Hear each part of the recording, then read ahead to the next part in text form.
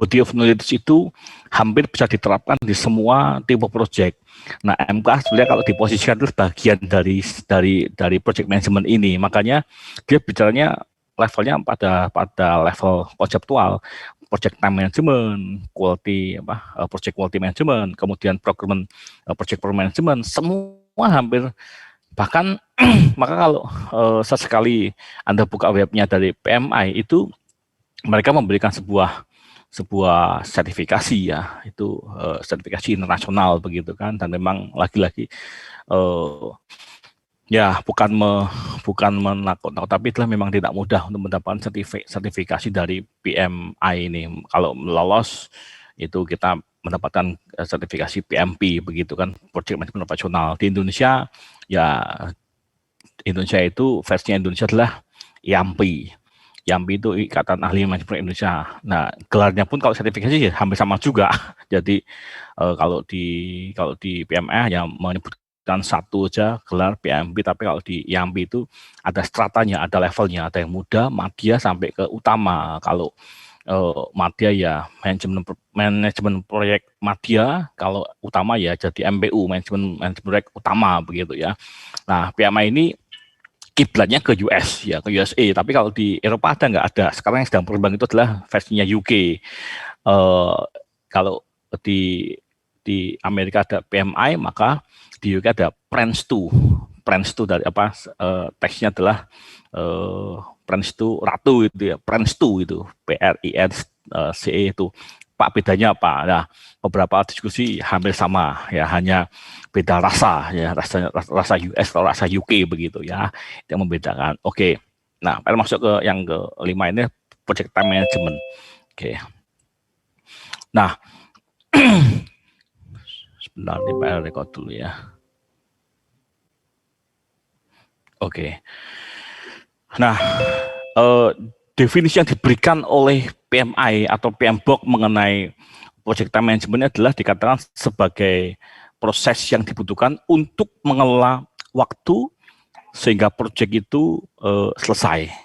Ya, kita tahu di dalam proyek selalu kita punya constraint, punya satu kendala, salah satunya adalah mengenai waktu. Ya, maka dikatakan sebagai proses yang diperlukan, ya, yang dibutuhkan, ya, dibutuhkan.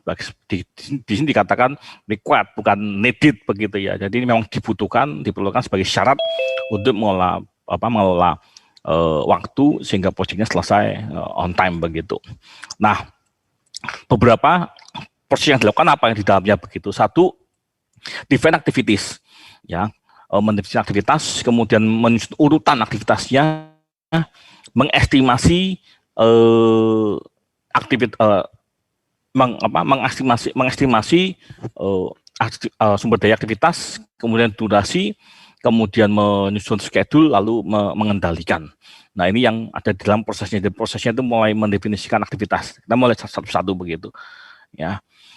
Nah, sekarang bagaimana dengan masalah the schedule management plan itu? Dikatakan bahwa how the project time management process will be executed is defined in the schedule management plan begitu ya. Nah, satu pertanyaan sekarang, bagaimana sih mengelola ya waktu ini yang harus dijalankan ya, yang dikatakan sebagai perencanaan perencanaan untuk pendetalan di dalam proyek begitu. Nah, ini sebagai contoh bahwa ya dari awal ini kalau kita bicara mengenai aktivitas itu levelnya, kalau kita bicara di dalam level proyek itu ada di paling bawah, satu proyek, kemudian ada bicara task force, lalu ada yang paling bawah itu adalah activity. Nah, kemudian aktivitas ini yang mestinya dikelola ya. Contoh seperti ini. Poin ini atau time management ini ada di ranah nomor 6 ya. Jadi artinya di dalam body of knowledge itu kita bicara mengenai scope, kemudian bicara mengenai ada integration, kemudian yang ada cost, lalu yang poin 6 adalah nomor 6. Orang 6 adalah di project time management. Ya, itu merupakan bagian body of knowledge yang nomor 6 begitu, di situ rinciannya begitu. Nah, kita lihat sama-sama di sini. Nah, aktivitas ini dari mana? Kalau kita yang pertama kali ya, kita lihat di daerah abu-abu ini ya. Nah, diminta di 6.1 adalah kita mendefine activity. Pak, apa maksudnya mendefine activity? Contoh begini, saya bisa mencoba untuk barangkali teman-teman saya mencoba untuk berangkat dari best practice lah ya, teman-teman yang sedang magang atau KB itu ataupun kita yang pernah membaca time schedule itu selalu bicara mengenai aktivitas kegiatan itu apa saja sih yang dibutuhkan begitu. Contoh begini, kalau pekerjaannya dimulai dari pondasi ya. Nah, kita mendefinisikan sebetulnya aktivitas apa yang ada di dalam pekerjaan pondasi. Kita masih bertanya, Pak, ini pondasinya tipenya apa atau menggunakan apa? Ya, sebut yang barangkali kita bisa pahami sama yang mudah itu kan pondasi misalkan menggunakan span pile.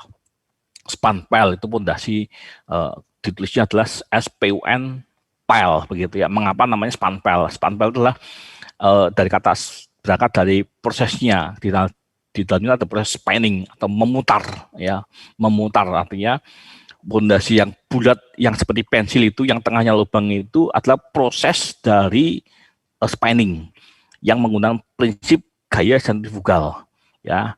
Kita tahu kalau sentrifugal itu kan benda yang paling sederhana kalau boleh memberikan analogi begini, kalau kamu punya sebuah kelereng kemudian kamu tekan di wajan dan kamu putar, dia pasti bergeser ke arah tepi, bukan di tengah lagi.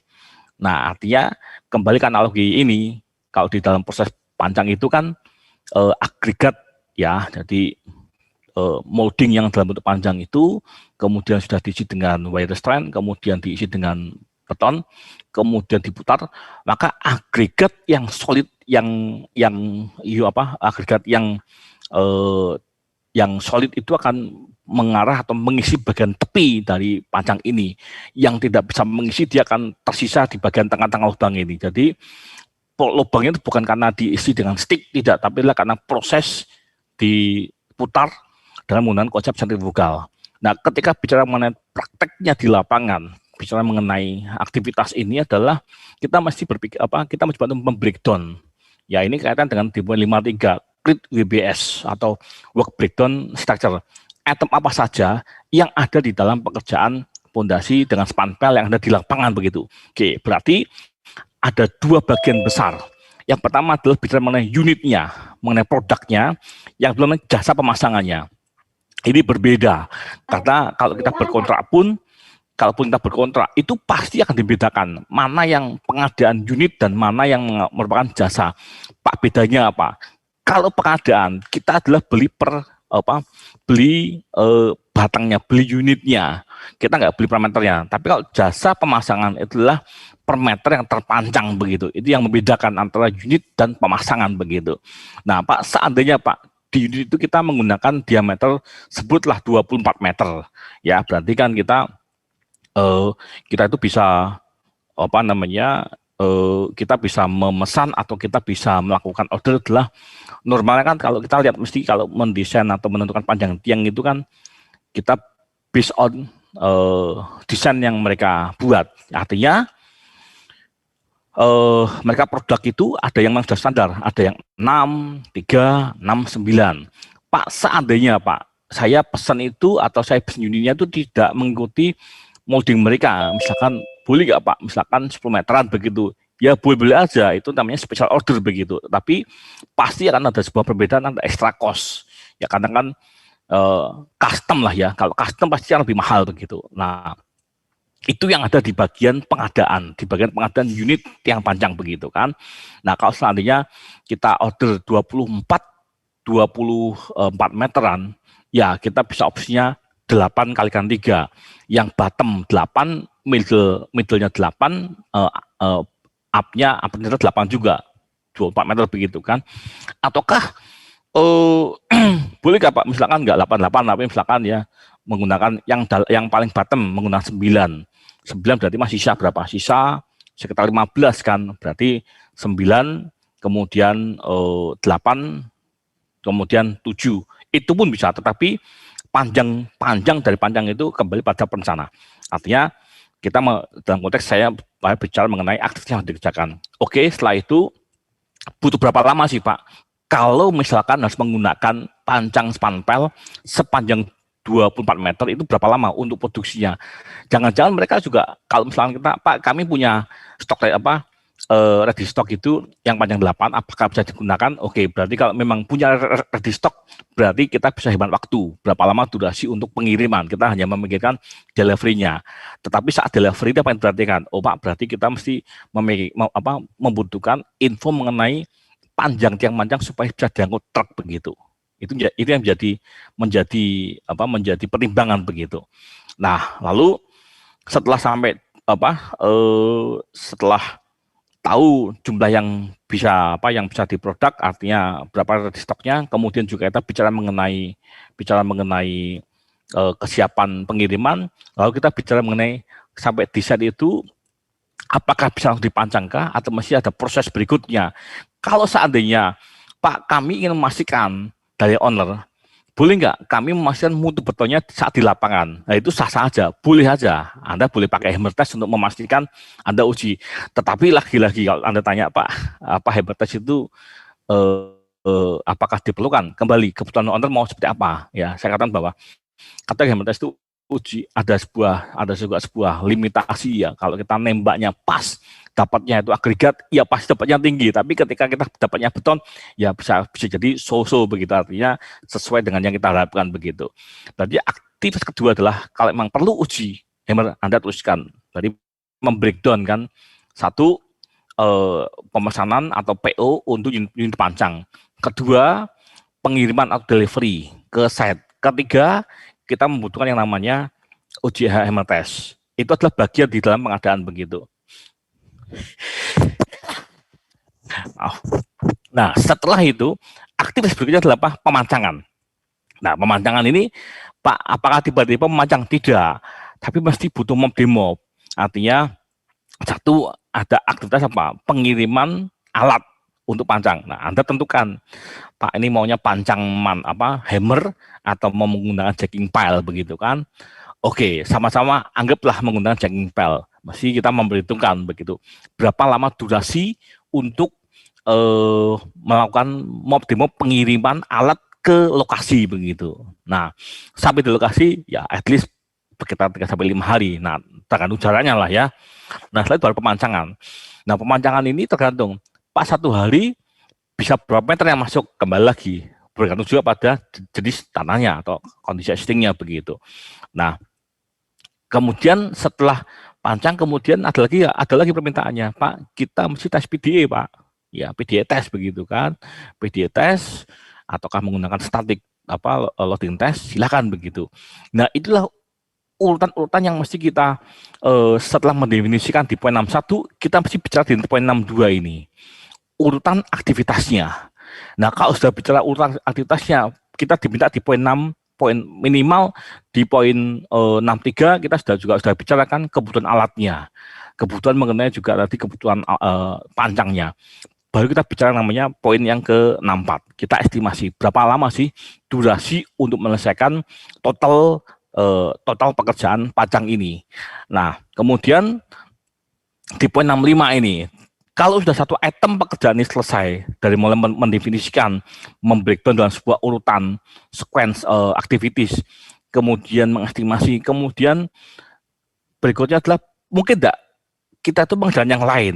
Artinya kita mesti bicara sedikit flashback dalam waktu kita belajar scheduling ya.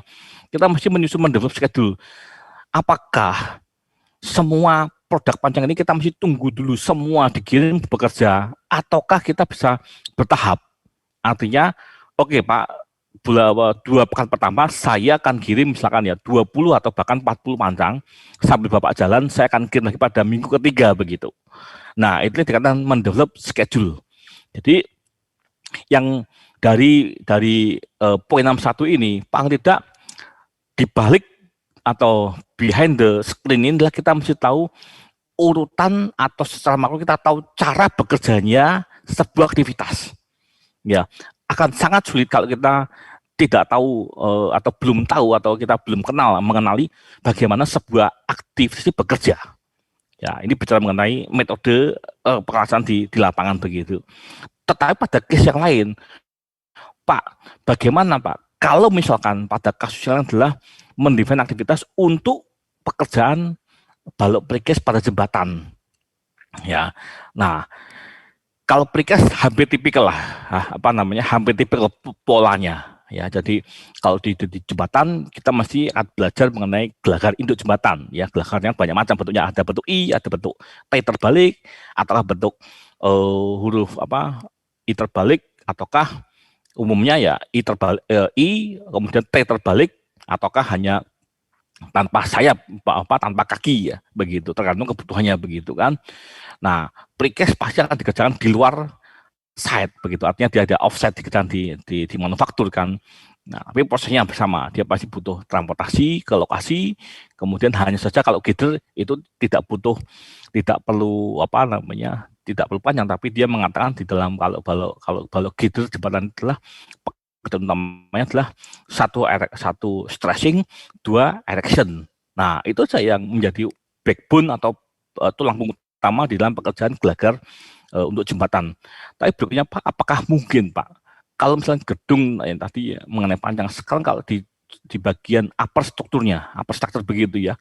Nah, apakah mungkin enggak Pak, artinya pakai precast? Ya sangat dimungkinkan sekali ya. Ada saatnya ada beberapa bentang itu menggunakan balok precast karena kan cukup besar bentangnya, begitu kan, sehingga mau tidak mau mesti butuh bantuan precast kalau memang maunya bentang panjang tanpa kalau di tengah dimungkinkan, begitu. Nah, tetapi hati-hati, artinya bahwa ada proses yang memang harus ditata, di set di awal, begitu ya.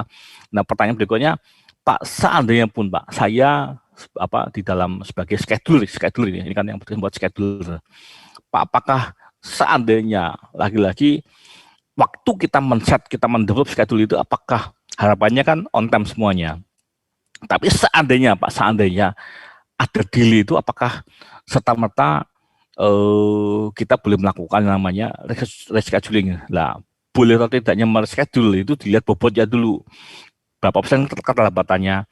Nah, belum tentu terlambat itu pasti yang terlambat itu belum tentu vital ya. Kalau kita lihat dalam prosesnya membuat schedule kan, yang menentukan critical path itu kan adalah jalur yang kritis itu yang utama, terutama di struktur lah ya.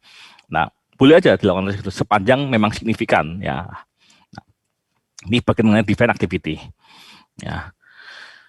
Nah, kemudian berikutnya lagi ya, apa yang jadi masukan dari define activity ini? Sebelah kiri adalah satu skopnya ya. Jadi contoh tadi kan Pak sudah berikan contoh mengenai pekerjaan panjang, begitu kan. Panjang itu ada tipenya, skopnya mau ada dua kan, batasannya. Satu mengenai pengadaan produknya, unitnya, kedua jasa pemasangannya ya.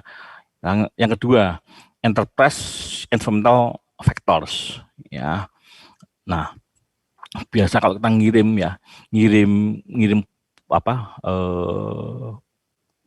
spanpel ini ya cenderungnya itu di malam hari ya. Mengapa? Kalau ini kaitan dengan masalah lingkungan. Naturnya kalau kita ngirim di siang hari ya, kita pasti tahu dampaknya pasti bisa ya, selalu kita bicara mengenai traffic jam gitu kan, kemacetan begitu. Nah, ada enggak ya, kendala begitu? Berarti kalau kita mengirim malam hari, mestinya kita menyiapkan, Pak, kalau kita berangkat dari misalkan ya, dari proyek yang sedang berlangsung ini, semua untuk panjang ambil dari Mojokerto, begitu kan. Nah, berhitung berarti oke, sampai di set berarti paling tidak di lapangan itu ada yang menerima, ya minimal logistik itu menerima, ya bisa jadi di dini hari lah ya, atau barangkali mungkin subuh sudah sampai di lapangan sehingga bisa diterima dengan baik, begitu. Kemudian bagaimana prosesnya, cara menginventory, begitu. Nah, kenapa dikatakan prosesnya aset ini kan bicara aset ini mengenai hak milik, begitu ya. Bagaimana keberterimaannya? Apakah saat menerima tiang panjang ini ada enggak? Apakah sebenarnya jumlah saja, kuantitinya itu oke, dimensi oke, cukupkah seperti itu, ataukah memang diperlukan lebih dari itu? Ya, yang paling mudah yang kita bisa pahami, yang contoh yang mudah begini, kalau di lapangan itu untuk ready mix ya, itu kan pada poin dengan 1.3 ini, hubungan dengan 1.3 ini adalah setiap ready mix yang datang itu pasti membawa surat jalan. Pak, apa isinya surat jalan? Jam berapa dia berangkat dari batching plan? Kemudian sampai batching plan jam berapa dia catat? Kemudian mutunya berapa? Kemudian berapa kubik yang dikirim per truknya? Kemudian nomor truknya dituliskan juga. Kemudian setelah itu pasti dalam posisi disegel, artinya truk itu kan ada apa di ready mix ya, kalau ada perhatikan setiap kali datang itu pasti ada segelnya, semacam seal semacam tis gitu kan, kalau Anda lihat itu kan nanti dibuka untuk apa tujuannya, ya untuk memastikan bahwa ready mix-nya tidak bocor begitu. Nah kemudian mereka menunggu untuk dituang ke dalam komponen strukturnya, selesai dia nuang, dia ke washing bay untuk nyuci truk ready mix-nya dari sisa beton, kemudian dia keluar. Ketika keluar dia catat lagi tadi suratnya, kapan dia selesai, jam berapa dia keluar dari project. Itu namanya dengan organizational proses aset. Cara mengorganize keberterimaan sebuah produk yang didelivery oleh project begitu. Nah, kemudian toolsnya bagaimana?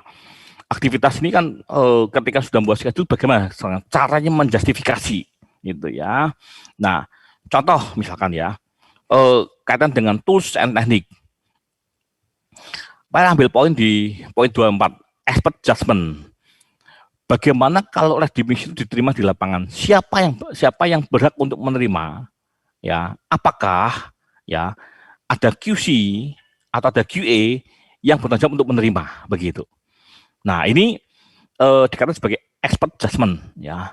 Nah, kemudian ataukah pada saat mereka itu punya sebuah template, membuat daftar sendiri, nomor hari tanggal, nomor truk, jam kedatangan, berapa kubik, kemudian untuk area mana dicor, kemudian siapa yang bertugas saat itu.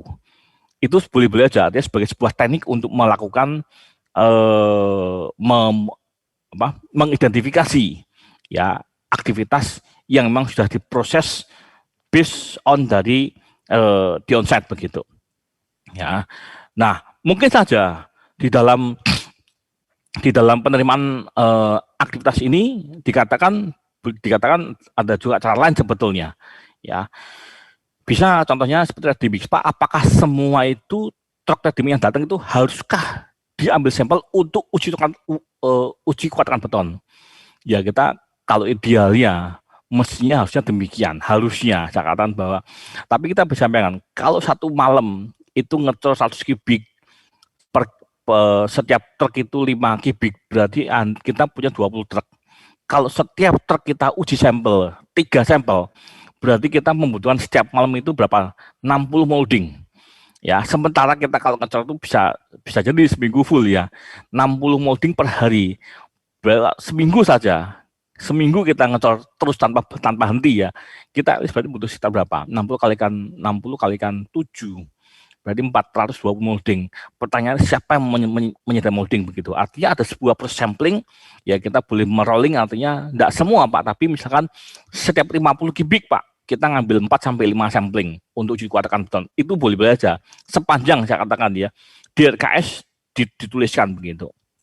Ya, itu sah-sah saja, artinya boleh saja dituliskan, boleh saja dilakukan sepanjang RKS bicara.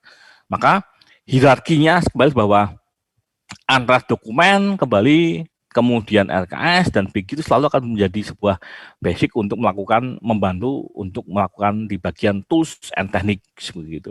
Lalu output siapa? Output ya, bicara mengenai outputnya apa? Satu, yang pertama ya, kita bisa lihat di dalam aktivitas ini sejumlah daftar aktivitas yang mau dikerjakan begitu. Ya. Semua aktivitas itu dibuat dalam daftar. Maka kalau istilahnya kalau di dalam RAP ya, kita bisa mengatakan bill of item, itu adalah daftar aktivitas begitu. Kemudian atributnya apa? Kita bicara mengenai satuannya sebenarnya sih. Ya, kalau beton ya mesti kubik. Kalau kita mancang yang panjang ya kita mesti bicaranya adalah meter lari begitu kan. Kalau kita bicara mengenai produknya ya kita bicara unitnya, yang 8 meter berapa buah begitu ya. Itu yang dikatakan sebagai activities attributes begitu ya. Kemudian milestone-nya, milestone-nya adalah milestone itu merupakan summary dari rincian aktivitas. Ya, jadi misalkan kita punya tadi misalkan ya pondasi 1 PO untuk unit yang panjang, kemudian delivery, kemudian penerimaan di lapangan, kemudian pemancangan, lalu setelah itu PDA test. Itulah rincian. Milestone hanya bicara berarti kalau total aktivitas ini dari awal sampai akhir pondasi butuh 5 minggu, berarti kita hanya mengatakan bahwa milestone-nya adalah dirangkum gitu ya untuk pondasi 5 minggu, tapi rinciannya ada di dalam 3.1 itu activity list begitu ya. Nah ini dikatakan bahwa atasnya ini diidentifikasikan proses untuk mengidentifikasi secara khusus, secara detail ya tindakan yang mau diambil di lapangan untuk menghasilkan proyek yang akan di-delivery. Artinya bahwa proyek itu ada sebuah keyword yang menjadi penting di sini definisinya ya. Project deliverables, artinya dapat diserah terimakan. Itu kata kuncinya. Maka ketika kalau kita bicara Pak, seandainya Pak, bagaimana ada project undeliverables tidak bisa diserah terimakan, ya kita masih bicara dalam ranahnya fail ya, fail in construction begitu. Oke, ini Pak sudah sampaikan tadi mulai scope baseline, kemudian enterprise ya. Nah, kemudian sequence activities ya. Bicara mengenai urutan aktivitas ya. Ini di poin 6.2 di urutan dalam body of knowledge-nya ya. Nah, lalu apa yang diminta di sini ya. Setelah kita mendefinisikan aktivitas yang diperlukan, kemudian menyusun urutannya. Nah, menyusun urutan ini, saya katakan tidak selalu semuanya mestinya menunggu dari hubungannya, tidak selalu ya. Finish to start artinya, Pak, apakah kalau saya itu sambil melakukan PO panjang itu, apakah saya harus menunggu selesai PO-nya dulu, baru saya mulai cutting, ataukah sambil saya PO, saya boleh cutting Pak, di lapangan begitu, boleh melawan galian begitu. Nah, pekerja di lapangan itu boleh aja overlap, tidak harus A selesai B selesai C tidak, tapi boleh aja overlap 2-3 minggu sebelumnya. Itu memang dimungkinkan. Kalau semua hubungan pekerjaan adalah finish to start, itu bisa panjang dan menjadi tidak terukur begitu. Ya, ada waktu yang loss yang memang tidak efisien begitu atau tidak bisa menjadi tidak maksimal pada saat kita membuat hubungan pekerjaan itu. Kalau dinyatakan dengan finish to start semua, mesti harus ada yang overlap begitu ya.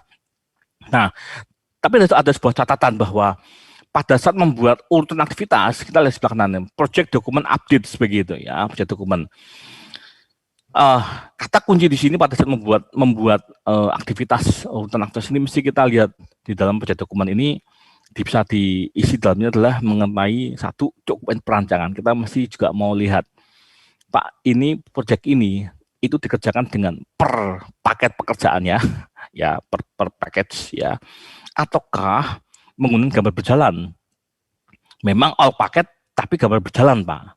Nah ini yang mesti diketahui, jangan-jangan contohnya begini, mestinya kalau saat ini itu kita hanya bicara pekerjaan struktur arsitektur plumbing, ya waktu kita membuat sequence activity itu kita hanya membuat 3 item aja ini, hanya membuat rincian atau membuat urutan pekerjaan dari mulai struktur, arsitektur dan plumbing. ME kapan Pak? Nanti Pak, karena itu ME akan ditender sendiri. Nah, maka kita perlu cek update dokumen, apakah pekerja ini satu paket ataukah dibagi menjadi beberapa paket. Yang kedua adalah apakah menggunakan gambar berjalan. Meskipun satu paket, Pak, ini tendernya satu paket pekerjaan, tapi karena belum tuntas pekerjaannya, maka kita menggunakan gambar berjalan, Pak. Ya, struktur dulu, Pak. Jalankan dulu. Kemudian berikutnya baru kita bicara mengenai arsitektur dan seterusnya begitu. Itu boleh aja sih. Tapi kata kunci dalam membuat sequence activities adalah update dokumennya. Gitu. Ya, Pak punya sebuah case yang ya ini sedang berlangsung juga.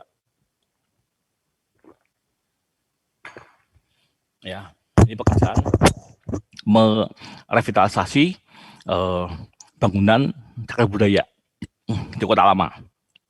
Ya, nah ini case-nya begini. karena Pak Heru sebagai MK, tapi MK nggak murni ya. Jadi kalau dikatakan Pak, apa ada MK yang murni? Ada, tapi posisinya itu karena Pak Heru dikontrak di CMB Niaga, itu posisinya mereka sudah punya perencanaan dan sudah jadi gambarnya. Ya, lalu ketika mau eksekusi jalankan, baru Pak Heru di kontrak sebagai MK. Itu artinya MK tidak murni begitu lah. Tapi kalau MK murni itu dari awal, sebelum dia punya perencana, MK ditenderkan, kemudian baru dia MK memberikan masukan pada owner untuk membuat perancangan. Nah, Pak Heru menggunakan ada dua istilah kalau Anda cermati, Pak kapan Pak Heru saya menggunakan kata perancangan dan perencanaan. Nah, perancangan itu adalah output dari outputnya DED. Tapi kalau perencanaan itu gambar rencana, yang artinya belum kalau ditenderkan masih terlalu dini ya. Tapi kalau DED masih sangat mungkin ditenderkan begitu. Nah, tapi untuk heritage building ini Pak lebih cenderung mengatakan perancangan karena kita bukan mendesain baru. Nah, case-nya adalah begini. Pada saat Pak menyusun jadwal, ada sebuah kendala. Ya, di gambar itu skopnya yang diminta apa dari owner perencanaan adalah pekerjaannya A sampai Z. Ya, sebutnya skopnya seperti itu. Tapi prakteknya karena limitasi dana, maka yang dikerjakan hanya A sampai dengan F saja. Nah, tapi juga punya lagi problemnya. Berikutnya apa? Selain dana, Pak, ternyata apa yang digambar itu tidak sesuai dengan di lapangan. Pak, contohnya apa? Yang dikatakan tidak sesuai. Karena ini kan bangunan sudah ada, karena ini sebagai bangunan cagar budaya, sebagai heritage building lah ya. Itu sudah ada bangunannya. Dan mestinya itu kan statusnya adalah meredraw, menggambar ulang, tetapi dengan tidak melupakan konsep atau value kecagar budayaan begitu kan. Nah, contoh kondisi existingnya itu atapnya menggunakan baja, ya. Tapi di gambar potongan itu tidak menggambarkan bagaimana strukturnya muncul. Artinya baja juga tidak jelas, kayu juga nggak dimunculkan juga. Satu itu. Yang kedua, pada saat mau membuat jadwal untuk di pekerjaan di pondasi, karena ada perbaikan pondasi, ada perbaikan sedikit struktur gitu ya. Digambar di eksterior adalah sebelah kanan adalah miliknya Bank Mandiri, sebelah kiri adalah miliknya BTPN, tetapi digambar itu kanan dan kiri ada pondasi yang digambar utuh. Artinya apa? Mestinya kita tahu bahwa kalau pondasi milik kita ya jangan nendang ke kanan dan ke kiri dong. Hanya setengah pondasi aja, mestinya setengah pondasi frontal ya setengah begitu kan. Ini enggak digambar utuh begitu. Itu kan tidak sesuai nantinya. Nah, saya coba cocokkan kembali antara dokumen yang terakhir diterima owner dari perencana sampai ini hari itu overall hampir kalau bisa katakan itu hampir 80% tidak sesuai semua. Nah, pertanyaannya bagaimana bisa mendefinisikan aktivitas kalau gambar itu nggak sesuai? Kalau gambar nggak sesuai, bagaimana bisa membuat yang namanya mendevelop schedule, membuat network diagram? Nah, artinya aktivitas itu juga punya kebergantungan kepada dokumen updating. Seberapa jauh Anda pegang dokumen itu yang betul-betul real time, ya. Nah, itu jadi masukan, menjadi input juga di dalam aktivitas waktu kita menyusun sequence activities. Yang ada apa? Ya, akibat. Ya, ini sebagai sebuah contoh case ya. Jadi pada saat menyusun jadwal ini menjadi ada sebuah spreading gitu. Ya, menyebar, artinya ya apa yang bisa dikerjakan dulu. Ini kondisi yang real, artinya Pak, kalau begitu barangkali ada sebuah gap yang cukup jauh, Pak. Kita belajar bagaimana menata pekerjaan yang harusnya, tetapi faktanya seperti ini. Ya, tapi harus disolusikan kan. Ya, akibatnya sampai ini hari ketika Pak membuat progres pekerjaan, pelaksana ya nol terus sampai ini hari. Kenapa nol, Pak? karena nggak ada bobotnya, karena pekerjaannya apa, membersihkan lapangan, membersihkan apa namanya, pembersihan area begitu. Sampai minggu lalu itu hanya bobotnya 0% begitu, meskipun ada pekerjaannya, tapi karena kesulitan mendapatkan updating data, dan baru sebelum kuliah baru saja tadi jam 10-an baru terima data dari owner dari Jakarta gitu ya. Pak, ini gambarnya sudah ada di tempat saya, cabang apa, karena kan CIB ke Semarang lah, atau juga kan nanti saya ambil begitu. Nah, ini baru baru bisa mendevelop yang namanya schedule ini ya, karena lagi-lagi bahwa ini yang dikatakan sebuah kondisi yang real. Jadi jangan apa, mari kita sama-sama untuk belajar bahwa kita tahu yang seharusnya ya, should be, artinya kita tahu konsep yang benar, tahu filosofi yang benar, ya, belajar dengan satu metode yang benar. Tapi di lapangan ada sebuah gap yang harus disolusikan begitu. Ya, sampai hari ya jadwalnya ya lagi-lagi baru belum bisa firm, karena gambar ini menjadi vital sebagai alat komunikasi di lapangan begitu. Nah, ini hari pun juga belum, ya sudah berjalan sampai 3 minggu ini. Ini sebuah contoh real, artinya bahwa kita tahu caranya jadwal, tahu konsepnya, tahu filosofinya, tapi di lapangan tidak seindah warna aslinya begitu.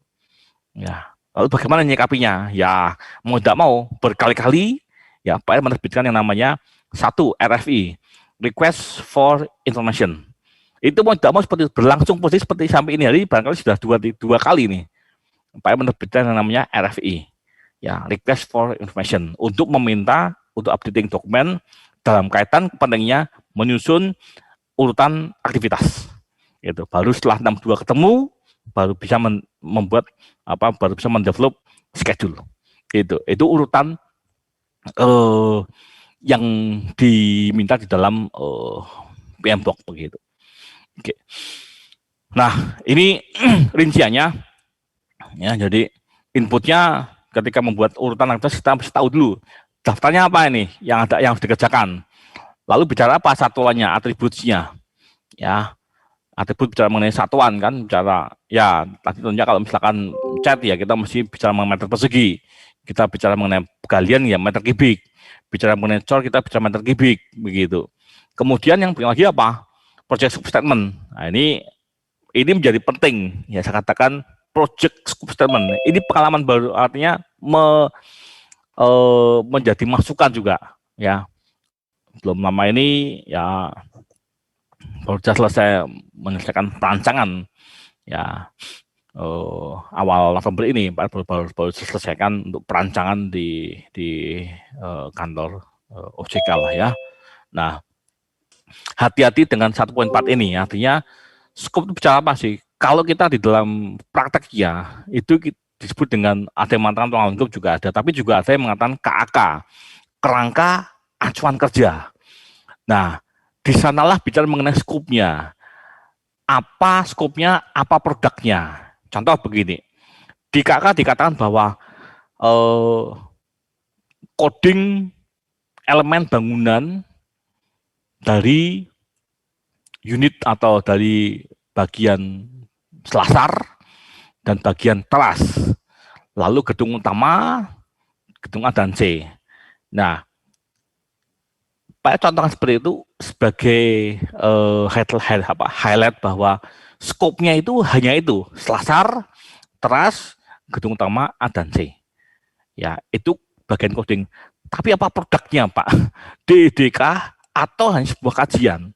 Ya, maka Pak yang memberikan note bahwa di poin 14 itu menjadi ukuran sampai sejauh mana pekerjaannya harus diselesaikan begitu.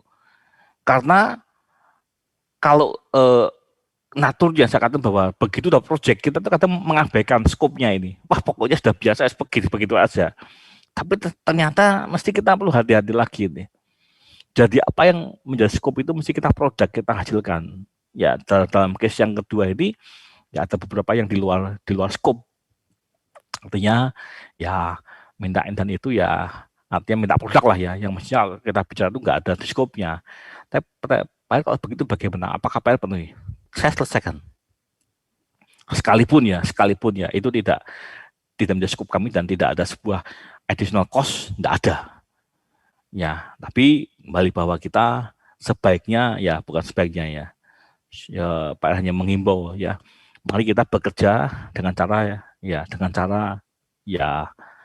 etika dan etika sebagai engineer lah ya, sekalipun itu tidak masuk dalam skop, tapi profesionalisme juga kadang-kala ya ini kendalanya yang kalau boleh Pak mengatakan bahwa semua pihak harus diedukasi di dalam melakukan penyelenggaraan pengadaan barang dan jasa begitu, dan luar biasa effortnya ya, artinya untuk memenuhi skop ini tidak artinya mesti jelas, mesti harus dipastikan dari awal, bila perlu diklarifikasi berkali-kali begitu supaya menghindarkan yang namanya overwork tanpa additional cost begitu, meskipun ya tidak besar nilai biayanya, tapi semua pihak artinya dari owner sebagai penyelenggara pengadaan barang dan jasa, kita pun juga sebagai penyedia pun juga mesti fair juga begitu ya.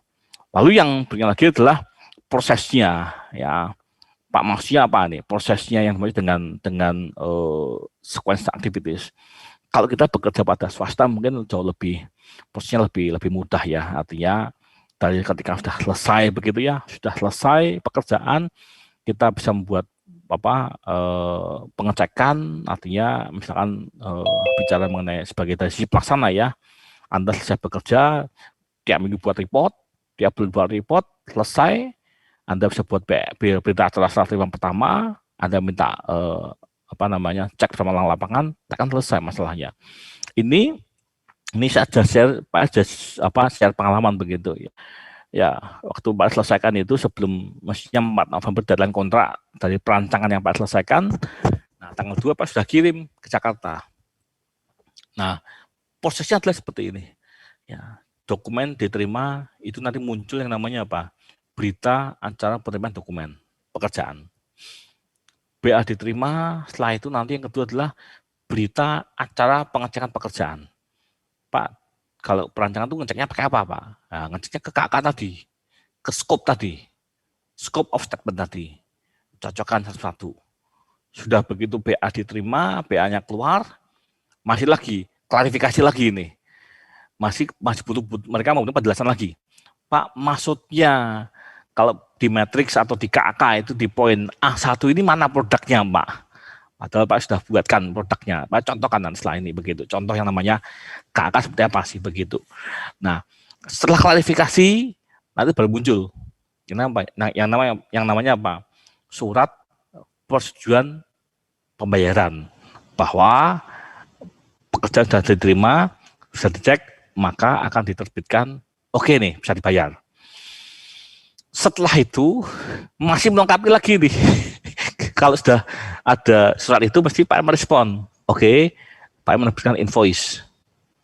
Ya, invoice bahwa sesuai dengan kontrak nomor sekian, maka mohon dibayarkan progres sekian persen, berapa nilainya, dan kemana banknya. Nah, ini hati-hati sebagai sebuah catatan. Pak, seandainya Pak di kontrak itu adalah dikatakan misalkan ya untuk payment menggunakan transfernya bank, sebut misalnya contohnya bank BNI.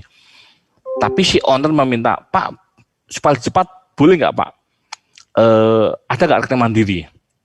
Hati-hati, ini belajar juga, artinya jangan mengubah kontrak apapun juga, ya, terutama dengan kaitan payment ya, hanya karena untuk mempercepat transfer. Kalau itu dilakukan, itu jadi temuan, jadi finding itu. Pasti kalau di audit BPK bisa kena itu. Ya, loh, apa dasarnya merubah nomor rekening? Apa dasarnya merubah nama bank untuk transfer? Pasti kan jadi temuan. Ini kita belajar bahwa kontrak Anda patuhi 100%. Jangan 99,9%, jangan, tapi penuhi semuanya begitu. Saya sudah sampaikan, saya diminta, Pak, ada nggak Pak untuk cepat ini supaya kalau bisa sejam 2 jam bisa masuk ke rekening rekeningnya bayar begitu, pakai mandiri. Saya nggak mau. Lupakan itu mempercepat, iya, tapi salah. Di kontrak tidak pernah bicara mengenai menggunakan rekening bank mandiri, tapi menggunakan bank X begitu. Ini contoh saja. Jadi itu ya dengan proses bagaimana nih menyusun apa aktivitas kita, mesti dari mulai awal sampai dengan selesai itu kita mesti lihat sama-sama prosesnya, cara nangannya begitu. Nah, toolsnya tekniknya kita sudah pernah belajar mengenai PDM, Preston Diagram Method, ya, Activity on Node. Kita sudah pernah belajar bagaimana menyusun sebuah urutan aktivitas ke dalam sebuah jaringan. Sehingga kita mendapatkan berapa lama durasinya, mana saja merupakan activity yang berada pada critical path, kemudian mana pekerjaan yang punya waktu tenggang, yang punya float, yang punya total float, kita bisa sama-sama. Kedua, kebergantungannya. Ya, kebergantungannya ya, pekerjaan galian kita mesti menunggu clearing dulu. Ya, sambil saya clearing, saya bisa menyiapkan direksi kit. Nah, itu kebergantungan. Kita tentukan sendiri begitu. Ya. Kemudian bagaimana menerapkan leads dan lags? Ini waktu tenggang ya, waktu apa namanya tadi float, total float. Nah, kita coba untuk tetapkan. Maka kadang-kadang kalau di proyek terlambat itu belum tentu loh. Yang apa terlambat itu belum tentu yang di critical path. Ya bisa jadi pekerjaan yang tidak critical path dia terlambat, tapi dia punya waktu tenggang. Ya kenapa tidak digunakan sebagai aset untuk apa namanya yang memang diizinkan tanda kutip ya terlambat begitu. Lalu yang berikutnya adalah template-nya. Ya sejauh ini lagi kalau bisa mengenai scheduling template itu tidak pernah artinya diminta secara baku ya.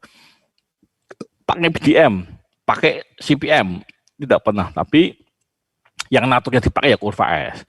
Kurva S kalau kalau kita belajar di dalam MS Project dia menggunakan based on dari BDM. Tapi ketika kita menggunakan hampir rata-rata program ini sejauh ini menggunakan PDM sebagai basic sebagai dasarnya begitu kan. Nah, mau menggunakan apa terserah begitu. Apakah menggunakan Kurva S, menggunakan MS Project, menggunakan Primavera, menggunakan Navis, itu semua based on dari tergantung dari yang disepakati bersama antara pelaksanaan dengan pihak owner begitu. Outputnya apa? Ya pasti outputnya adalah satu namanya jadwal proyek ya, Kurva S. Lalu yang berikutnya adalah update. Update-nya apa? Ya biasa di lapangan menggunakan updating dari Kurva S itu sendiri begitu. Ya tiap minggu diupdate berapa persen begitu kemajuannya, berapa persen keterlambatannya begitu. Oke, sambil Pak Erick buka contoh matriks, mungkin ada yang mau ditanya dulu, Pak Erick beri kesempatan untuk bertanya begitu. Silakan.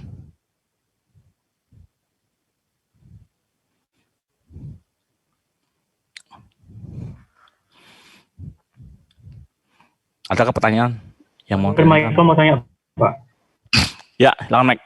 Tadi yang sempat disampaikan tentang proyeknya tidak dapat di-deliver itu contohnya maksudnya seperti apa ya Pak? Oke, contoh proyek yang dia deliver ya, misalkan aja kita dari sisi perencana ya, gambar sudah diselesaikan ya dan sudah disampaikan kepada owner, tetapi itu tidak dapat dilaksanakan di lapangan. Itu yang dikatakan dengan project undelivered. Secara fakta, secara produk sudah diselesaikan, sudah selesai dilaksanakan, tapi gambar tidak bisa dikerjakan sama sekali. Itu yang dikatakan tidak bisa undelivered. Gitu. Dari sisi perencanaan. Tapi dari sisi pelaksana, ya kita sudah pernah barangkali saya sedikit meminjam beberapa contoh-contoh case yang sudah pernah disampaikan di dalam di dalam mata kuliah konstruksi ya. Kita lihat ada beberapa proyek yang gagal atau tidak bisa difungsikan karena rusak atau mungkin ada kegagalan konstruksi begitu. Itu dikatakan dengan undelivery project undelivery. Ya, artinya tidak bisa diserah terima dengan baik begitu. Dan kata-kata ini menjadi penting sebetulnya. Project delivery, project deliverables itu kalau kita baca di dalam undang-undang itu kan kita bisa lihat bahwa project itu kan mestinya bisa diserah terimakan sesuai dengan bisa difungsikan begitu. Ya, artinya selesai sih Pak, tapi nggak bisa difungsikan begitu. Gitu. Itu dikatakan sebagai project undelivered begitu. Ya, contoh yang lain Michael. Ya ini semoga dapat juga lah ya. Ini ada sebuah case ya. Project ini fungsinya rumah sakit ya, 2 lantai, cukup besar ini kalau miliknya pemerintah gitu ya. Ini siapa tidak tahu bagaimana cerita awalnya, hanya Pak diminta untuk melakukan assessment nanti jadi begitu ya. Dia meminta Pak, ini gedung ini mau dipakai untuk medik jantung begitu kan. Nah kira-kira Pak, memang secara fisik itu baru artinya itu adalah satu komplek memang sudah beroperasi cukup lama ya, namanya RSUD begitu kan ya. Tetapi ada satu bangunan itu yang 2 lantai, kemudian akan difungsikan baru sampai di lantainya saja, lantai kedua, dan belum selesai tuntas semuanya. Kemudian akan difungsikan untuk jantung begitu. Nah pertanyaannya, Pak, pada saat awal desain itu pernah bicara nggak bahwa dari sisi owner bahwa ini akan dipakai untuk medik jantung, di mana ada alat untuk jantung itu seberat 1-2 ton. Nah, artinya ada alih fungsi. Dalam case ini Pak, apakah ini bisa dikatakan project undeliverable? Nah, saya bertanya kembali, ada nggak Pak as-built drawing-nya supaya saya bisa memberikan penilaian kinerja struktur yang ada begitu kan? Nah, kalau gambarnya nggak ada, dokumennya nggak ada, bagaimana bisa menilai begitu? Ya, ini sebuah contoh potret kondisi ya beberapa proyek lah ya, yang artinya bisa sebagai cermin bagi kita sebagai pelaku atau sebagai calon penyedia jasa ini, kita belajar bahwa yang namanya proyek itu bisa undeliverable karena fungsi tidak berfungsi, nggak tuntas, bahkan gagal begitu. Nah, undeliverable itu bisa terjadi kapanpun di tahapannya. Bisa jadi gagalnya itu bisa undeliverable pada saat pendanaan. Contoh, ya, ketika mengerjakan proyek di tempat lain ya, di luar Jawa gitu ya, gambarnya ada, ya lengkap itu relatif lah ya. Tapi pertanyaan waktu Pak mau menjustifikasi, mau klarifikasi pada di strukturnya, itu konstruksinya sudah bubar, itu. Pertanyaan bagaimana kalau begitu Pak Hel? Ya, apakah bisa dikatakan deliverables? Iya, tidak bisa begitu karena tanggung jawabnya belum selesai. Di situ melekat sebuah tanggung jawab sebetulnya begitu. Ya, nah konteksnya satu, undelivered itu bisa dilihat dari tahapan pekerjaannya, bisa dimulai dari desain, dari perancangan, atau di tahap pelaksanaannya. Yang kedua, itu bisa dikategorikan dari sudut pandang siapa, dari pengelolanya, dari perencanaannya, ataukah dari si pelaksana, ya, ataukah Pak owner mungkin enggak Pak menjadi penyebab undeliverables? Ya bisa jadi menjadi menyebabkan undeliverables, menjadi penyebab undeliverables begitu. Tidak bisa disampaikan karena udahlah karena misalkan karena nggak cukup dana begitu ya, lalu dihentikan begitu. Ya bisa jadi seperti itu. Jadi konteksnya bisa tahapan, yang kedua dari pengelolaannya begitu. Begitu Michael, bisa Pak Mac? Bisa Pak Her, terima kasih Pak.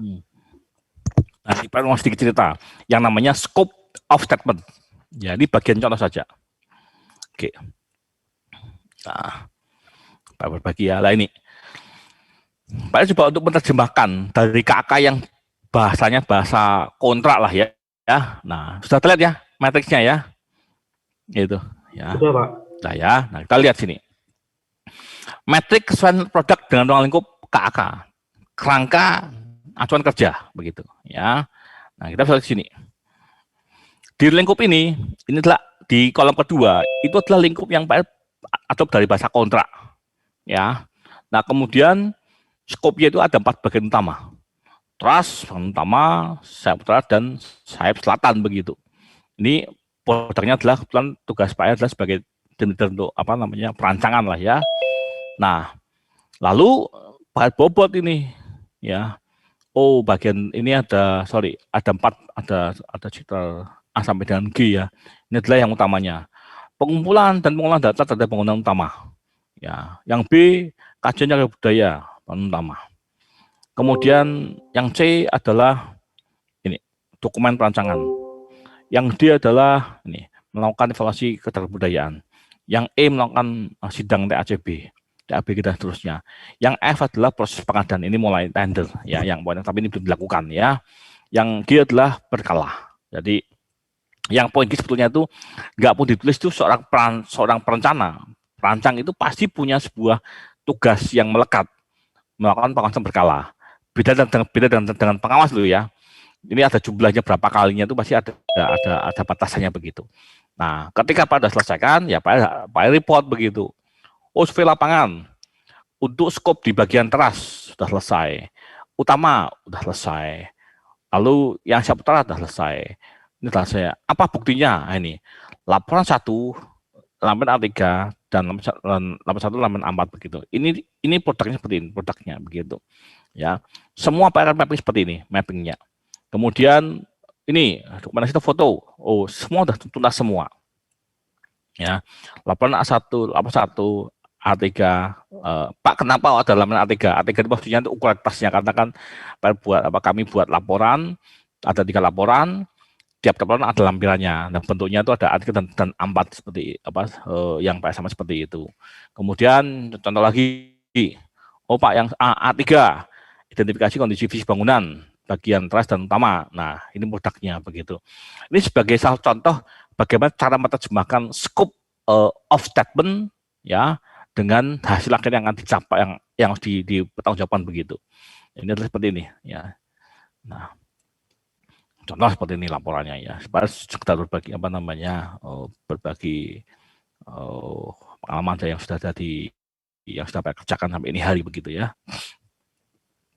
Contoh seperti ini. Ya.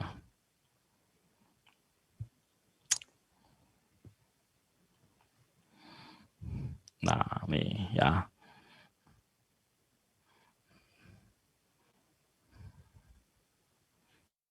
Dan contoh ya, pada buat seperti ini ya, kami di tim buat seperti ini. Lapor 1. Nah, ini ya. Nah, ini nomor 1 seperti isinya. Ini ada lampirannya ini sebagai laporan utamanya ya. Tapi setiap laporan ini ada lampiran yang dalam bentuk A3 dan A4 begitu ya. Ini sebagai sebuah contoh report saja. Ya. Nah, lalu seperti apa Pak? Laporan A3 gitu ya. Nah,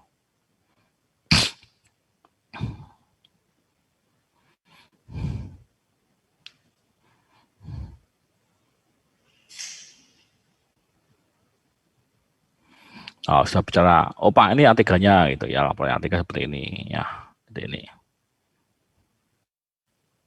Apa kecilkan. Nah ini ya.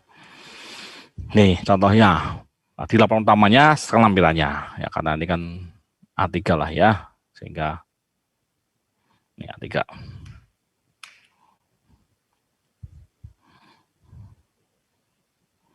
Ups, ini cukup berat karena hampir berapa halaman. Nah ini.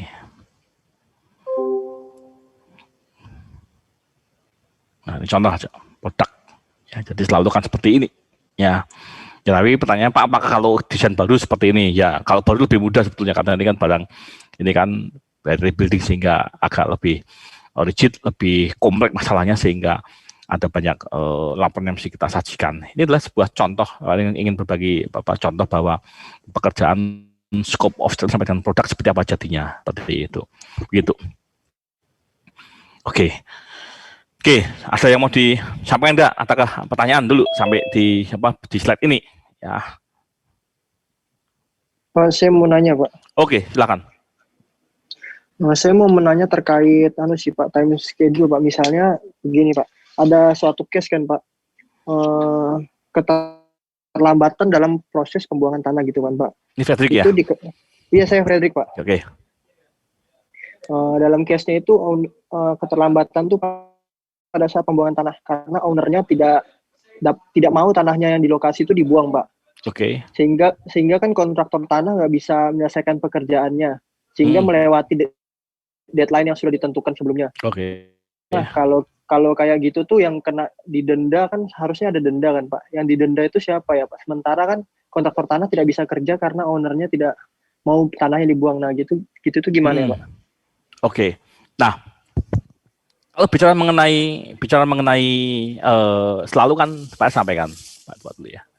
Nah, Pak sampaikan bahwa di dalam proyek itu mesti yang patut dipahami. Selalu sampaikan bahwa ingat, proyek itu sebuah pekerjaan yang tentang dispute.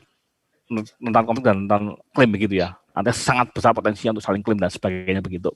Itu mesti kita ingat sama-sama. Project adalah sebuah pekerjaan yang rentan terhadap konflik, dispute, dan klaim. Itu menjadi hal pertama. Yang kedua, kalaupun misalkan si owner mengatakan bahwa Pak, sisa galian jangan dibuang keluar, ya. Jika itu permintaan dari owner, mestinya kalaupun ada pengawas ataupun ada MK, nah mintalah namanya apa? Set of instruction, ya, bahwa tidak boleh dibuang itu pasti dibuktikan, ya. Jadi mesti pengawas atau dalam hal ini pelaksana itu bisa memohon kepada MK, ya, ataupun pada pengawas kalau memang nggak ada MK ya. Saya tolong diberikan, saya minta SI. SI bentuknya itu ya simpel aja lah, sebuah catatan lah bahwa double dibuang, ya.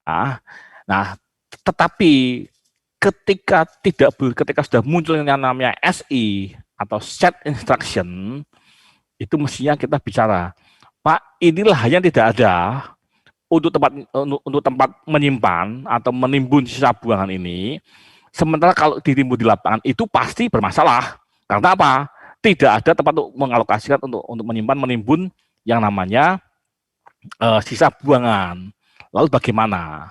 Nah, kalau memang seandainya nggak ada, akibatnya disampaikan bahwa tidak mungkin, ketika tidak mungkin dibuang nggak ada berarti menjadi potensi bisa terhambat, begitu kan?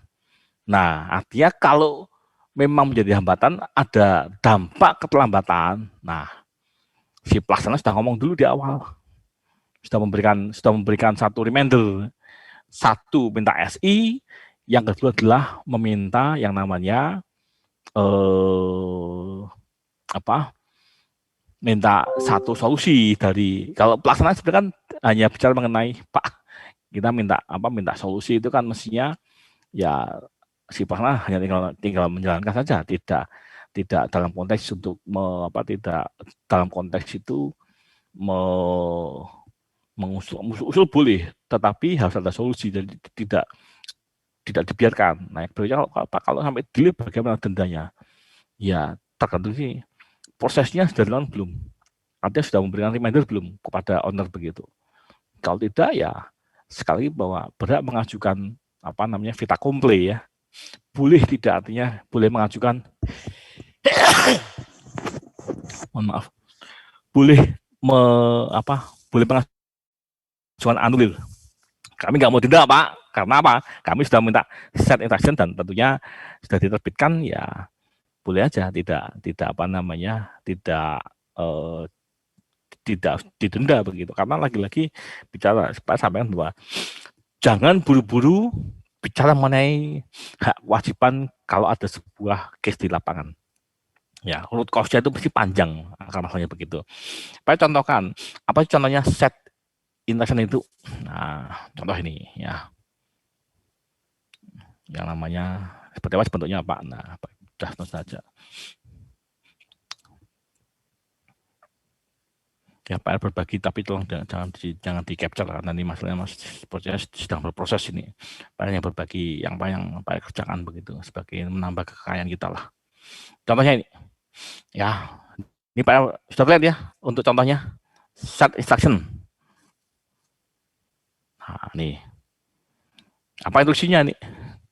Nah, saya sudah minta ini segera ini tanggal sekian itu ada persiapan ya. Tanggal 4 November begitu harus dilakukan segera harus dilakukan begitu. Ini contoh SI, tapi SI saya kepada pelaksana begitu ya, bukan dari owner, tapi saya membuat segera dalam persiapan begitu.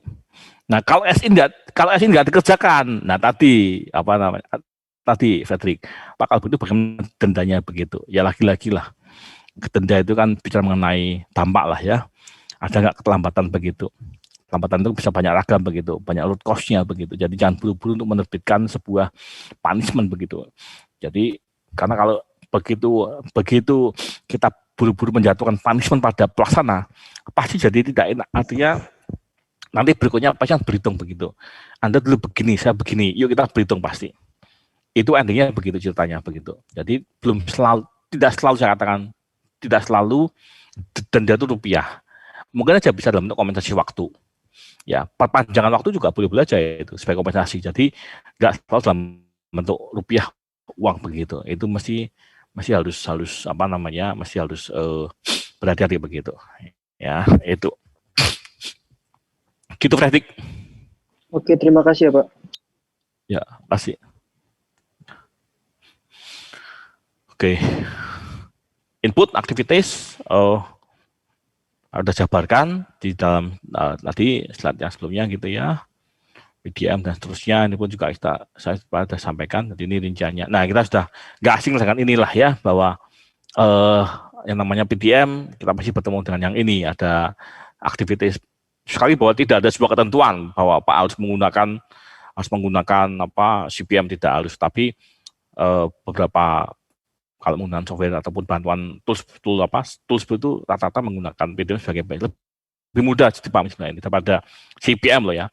Ini termasuk dengan ini apa, ada status start 10 plus 10 ini adalah itu boleh mulai apa namanya bersama dengan H, tapi setelah 10 hari H jalan ya, 10 hari baru I mulai. Tapi kalau FS itu adalah G gitu, mulai setelah F-nya jalan 15 hari begitu. Kalau yang ini L dan C ini bukannya finish, jadi harus selesai sama-sama begitu. Mulainya kapan dia nggak minta. Ini sebuah gambaran ya di dalam bagian sequence of activity. Nah, ya. Membangun sebuah diagram presiden ini dulu, kemudian ya buat note, lalu menghubungkan antar aktivitas. Ya, lalu juga diminta pada bagian adalah double check for miss relationship. Ya, jika memang ada yang redundant, kita pernah belajar juga kan ada pekerjaan yang saja pengulangan hubungan begitu, itu yang mestinya tindakan begitu. Tetapi lagi-lagi bahwa prinsip atau konsep tentang PDM kita sudah pernah belajar membuat PDM ya di dalam CM ya. Nah, kemudian kalau pakai software itu lagi-lagi bahwa software sebagai tools, second tools, sebagai bantu saja ya, bukan sebagai main tools-nya. Karena kalau kita sebagai main tools-nya nanti malah kita jadi seperti robot begitu kan. Judgement-nya itu justifikasinya ada di tempat kita. Jadi program apapun juga sebagai second tool saja, bukan sebagai main tools-nya begitu. Oke, yang PDM hubungannya 4 macam ya. Jadi finish to start, so artinya B dimulai setelah A selesai ya, ataukah finish to finish ya, pekerjaan A dan B sama selesainya ya, ataukah start to start, mulainya itu bisa bersama-sama ya, S to S begitu. Yang S to F ini sangat jarang digunakan ya. Ini karena bukan tidak ada, tapi dikatakan really used, sangat jarang digunakan hubungan ini begitu ya, karena bisa kejebak di antara ke 3 item sebelumnya begitu. Lazimnya kita hanya menggunakan 3 saja ini, FS, F to F, dan S to S begitu. Oke, ini skip aja lah karena ini kita sudah pernah banyak belajar hal ini kan di MK ya, Pak, tidak perlu harus ulang lagi. Ya, ini sebuah gambaran aja yang namanya F seperti apa sih. B dikatakan setelah A selesai ya, ini maka dikatakan F to S. Kemudian F to F setelah ini ya, A dan B itu bersama-sama selesainya. Mulainya tidak diminta kapan, tapi diminta adalah sama-sama A dan B sama-sama selesainya.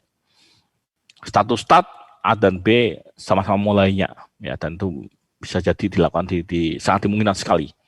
Yang ini yang jarang sebetulnya sih, yang S to F ya, ini satu kondisi yang jarang dilakukan begitu, jarang dipilih juga, bahkan jarang dirujuk begitu ya. Nah, ke beberapa type atau tipe dari kebergantungan ya, sifatnya wajib ya, mandatory ya. Mandatory itu artinya wajib. Jadi kalau yang namanya gali pondasi itu ya mestinya setelah itu kita masang lantai kerja ya. nggak bisa tidak bisa dilompati yang lain begitu. Menjadi mandatory kan struktural pasti dari bottom ke upper begitu ya, tidak bisa dilompati begitu ya.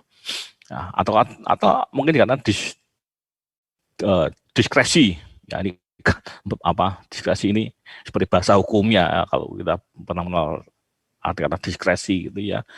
Nah, dikatakan ya privilege logic and preferential logic or soft logic begitu ya. Artinya ada beberapa pekerjaan yang sebetulnya bisa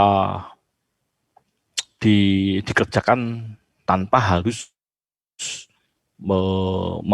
melihat kaidah yang seharusnya begitu. Ya, contoh saja misalkan Pak, kalau saya pekerjaan yang wajib itu kan pasti struktur ya pasti dari bottom ke upper begitu. Tapi masalahnya apakah di tengah-tengah pekerjaan seperti itu, apakah saya itu tidak boleh Pak mengerjakan misalkan ya memulai untuk marking pemasangan dinding batu bata. Ya silahkan saja. Kan secara logiknya kalau sudah jadi frame strukturnya berarti kita boleh mulai marking, memasang atau mulai menandai pemasangan dinding batu bata. Itu diskresi begitu. Ya. Yang ketiga, ya ada kalanya kita bergantung pada pihak luar, pada pihak lain begitu ya. Misalkan kaitan dengan masalah contoh fasad, ya, fasad itu tampak atau finishing tampak depan bangunan gitu lah ya. Kita mau membangun precast. Ini permasalahannya kan kita ini ada bergantung pada pihak lain, ya. Berapa lama dia produksi fasad atau berapa lama dia produksi untuk precastnya sendiri, ya. Itu jadi problem ya, karena kita kan mesti menunggu dia, nggak bisa dilompati begitu ya. Artinya Pak saya boleh nggak Pak? Artinya fasadnya karena lama saya menyelesaikan catnya dulu itu ya nggak mungkin itu ya, karena fasad biasa itu ngecat itu kalau sudah semua terpasang ya kita mulai ngecatnya per area, per lokasi ya, supaya tidak terjadi bongkar-bongkar 2 kali begitu ya. Ada eksternal terutama kaitan dengan beberapa yang material yang di SBU-kan ya, yang disuplai by owner. Lift pun itu juga butuh waktu kan, itu bukan pihak luar. Berapa lama dia butuh pengkapalan, berapa lama dia butuh perakitan. Nah itu menjadi catatan yang namanya external dependency begitu. Ya umumnya di kontrol by project team ya kita mesti monitor lift kapan datang, kapan lift dikapalkan, kapan lift bisa diinstal, lalu cat kita mesti ngundang pihak vendor cat, kita mesti kita butuh waktu untuk melihat seperti apa modulnya, apa produk kelebihan dan keunggulannya. Itu semua ada bagian proses external dependency begitu. Dan umumnya yang ketiga ini adalah ya di dalam satu jarang, hampir mungkin tidak masuk lah ya. Pesan chat enggak mungkin, tapi telah masuk di dalam pekerjaan chat itu ya. Nanti sebenarnya di dalamnya itu sudah ada kapan dia harus memesan cat, kapan dia membuat mock-up, itu sudah ada di dalamnya. Maka waktu kita membuat list itu, list of activity, itu kadang-kadang mesti harus jeli-jeli, mana dimunculkan dan mana tidak dimunculkan begitu. Ya. Estimate activity resources, estimasi sumber daya sumber yang dibutuhkan di setiap aktivitasnya. Ya, kita bicara dikatakan bahwa proses estimasi ya bicara mengenai jumlah, volume material, kemudian sumber daya manusianya, alatnya, pasokan dari setiap masing-masing aktivitas begitu. Ya, apa inputnya? Pasti kita bicara satu, misalkan ya activity list. Kalau tadi misalnya bicara mengenai fasad, bicara mengenai finishing tampak depan begitu. Berarti kita ada hubungannya dengan satu, berapa lama dia produksi fasadnya, karena kita kan menggunakan beton precast ya. Contoh case yang di BSP itu kan menggunakan beton precast begitu. Berapa lama dia durasi sampai terpasang, artinya mulai tekan kontrak sampai selesai itu berapa lama dia waktunya begitu. Berarti kalau dalamnya itu kan ada proses produksi yang ini di luar offset, di onset, di luar project kan begitu. Nah, apa yang dikerjakan Pak? Ternyata butuh produksi berapa lama ini? Kemudian satuannya, kalau precast kaitan dengan masalah unitnya, berapa unit ya. Kemudian calendars ya, ini kaitan dengan masalah berapa lama tadi pemasangannya, kemudian lingkungannya lah, ini Pak, kalau misalkan kebetulan precast lah ya, precast itu kan satu bicara mengenai apa kendala sana, pasti bicara mengenai curingnya, perawatannya kan. Bicara perawatan itu kan pasti bicara mengenai suhu kaitan dengan cuaca begitu kan. Barangkali kalau precast pasti mungkin menggunakan stemming kan. Kalau kita lihat bagi teman-teman yang sudah pernah saya ajak ke wilayah kan pernah lihat bahwa ternyata untuk proses curing itu mereka menggunakan stemming box ya, semacam bak begitu yang dalam metode penguapan begitu. Itu adalah cara untuk mempercepat proses dari curing, dari perawatan beton begitu kan. Nah ini lingkungannya. Kalau kita menggunakan beton konvensional, ya pasti kita sangat bergantung pada cuacanya, ini faktornya sangat besar. Tapi kalau menggunakan beton precast, ya, itu bisa direduksi, artinya bisa dikurangi durasi untuk masa curing begitu. Kemudian hampir selalu di dalam setiap item ini bicara mengenai cara prosesnya menghandle atau menangani penanganan material ini, katakan organizational proses aset. Nah, contohnya begini, Pak, kalau precast itu pasti lupa ada tahapannya. Biasanya begini, kalau kita berkaitan dengan pihak-pihak luar, itu pasti ada namanya visiting. Visiting itu kita berkunjung, kita pengen tahu prosesnya seperti apa sih, kita melihat. Ya, dan waktu panjang sama juga, saya juga visiting juga ke lokasi vendor kan, lihat bagaimana proses yang dilakukan begitu. Itu adalah bagian dari organizational proses aset begitu, menangani sebuah produk material yang memang harus di handling begitu kan. Nah kemudian visiting tahu prosesnya dari mulai membuat materialnya, bahkan kita juga minta juga namanya kalau dipancang di precast itu kan ada namanya wear strength ya. Kita minta sertifikat milnya, bukti sertifikatnya. Betul enggak ini menggunakan wear strength tipenya ASTM berapa. Kemudian mutunya seperti apa begitu. Ya kalau wear strength kita nggak perlu di lapangan, Pak.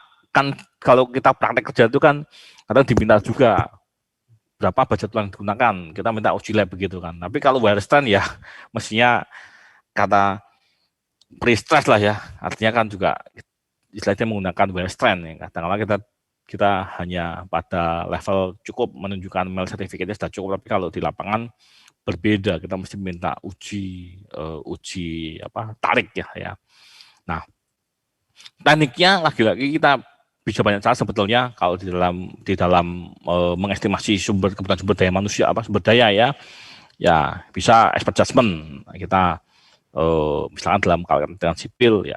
Tentunya kita bisa sebagai expert sendiri begitu, kita bisa merujuk pada kita sepanjang kita memang praktek loh ya, artinya boleh dimintakan pihak lain atau mungkin diri sendiri memang sebagai expert begitu ya. Yang kedua alternatif analisis begitu ya. Nah di poin kedua ini kalau kaitan dengan sumber daya ya, misalkan aja kalau pemasangan fasa itu menunggu produksi selesai, itu kan cukup lama waktunya. Tapi pertanyaan bisa nggak, misalkan dengan cara selesai produksi yang sudah Anda selesaikan tiap 2 minggu bisa berapa kubik, bisa berapa unit itu kita kirim ke lapangan, install. Ya, sehingga memperpendek waktu, tidak harus menunggu 5 bulan selesai baru install, tapi kita bisa perpendek dengan cara 2 minggu bisa berapa produksinya, kemudian kirim ke site, diinstal. Itu beberapa cara yang dikatakan alternatif analisis begitu. Lalu yang ketiga, publish estimating data. Yang 2.3 ini salah satunya adalah mengestimasi sumber daya manusia, alat dan sebagainya. Kita bisa menggunakan SNI. Dulu kita waktu belajar RAPN kita pernah menggunakan data dari Cipta Karya lah ya. Oh Pak, 1 kubik itu galian butuh 1 mandor, butuh kepala tukang, butuh 1 tukang begitu kan. Ternyata 1 kubik itu butuh 3 itu Pak komponennya, dan sehari bisa misalkan 1 kubik begitu. Dapat data dari mana? Dapat data dari Cipta Karya yang setiap 6 bulan sekali dipublish, namanya publish estimating data begitu. Atau kalau Pak saya pas ada pekerjaan Pak ini butuh data nih di daerah Sulawesi, bagaimana caranya? Nah itu Anda bisa di tiap tahun singkat Pak itu ada data jurnal mengenai harga satuan pekerjaan yang diterbitkan setiap tahun itu ada untuk semua untuk di Indonesia. Tapi ya kalau tanya Pak apakah semua pulau tercover, ya hampir lah tiap pulau itu terwakili. Tapi seandainya pun ada yang terwakili, bagaimana caranya Pak menganalisis memberi analisis ini. Nah kita bisa gunakan namanya peta indeks kemahalan konstruksi IKK begitu. Di BPS kan pernah sampai di waktu yang lalu lah, ada sebuah peta yang menggambarkan indeks kemahalan konstruksi seperti itu. Kemudian ataukah menggunakan metode bottom up estimating ya. Dari bottom up ini kita bisa menggunakan history data ya, misalkan kalau tahun lalu ya punya pekerjaan yang setipe dengan tahun ini ya, kita bisa membangun dari bottom up dari sebuah data history. Ternyata kalau tahun lalu Pak, untuk indeks kalau pengalaman saya misalkan untuk galian hanya menggunakan indeks 0,35, tapi tahun ini mungkin ada perubahan dengan mengacu pada publish estimate data, ternyata ada sedikit perubahan Pak, menjadi 0,15 begitu. Jadi bisa dibangun dengan cara menggunakan history data atau data lampau, tapi jangan tahu jauh datanya ya, 2-3 tahun masih oke, tapi kalau 5 tahun rasanya sudah sangat signifikan perubahannya, sehingga bisa jadi menjadi note untuk dipertimbangkan. Setahun 2 tahun masih oke lah ya. 2.5 bisa jadi menggunakan software ya untuk melakukan analisis. Itu kita banyak software lah ya untuk kaitan dengan yang digunakan itu kan. Kalau kita bicara yang digunakan, kita bisa pakai Microsoft Project, bisa Primavera juga bisa, tapi sekarang untuk cost sudah ada sendiri kan, kita sudah sedikit tidak pernah singgung mengenai BIM ya, terutama pada level 5 dimension ya, ketika sudah bicara gambar 3 dimensi, tambah satu variabel itu adalah bicara mengenai schedule, ketika itu jadi 4 dimensi kan, gambar 3D plus schedule jadinya itu 4 dimensi, tapi ketika gambar 3 dimensi, tambah schedule, tambah biaya, itu 5 dimensi. Nah, kita bisa untuk sumber daya kita bisa menggunakan di level 5 dimensi ini. Ya, saya bukan marketingnya Kubikos, tapi beberapa kali pernah sampaikan ada beberapa cara kan, beberapa setelah webinar mengenai Kubikos ini kan, dan kita bisa lihat sama-sama bahwa adanya IT ya, program ini cukup membantu kita untuk melakukan estimasi di dalam kebutuhan sumber daya ini begitu. Outputnya apa? Produknya begitu. Ya tadi Pak sudah sempat sampaikan contohnya materi itulah dikatakan adalah produknya begitu.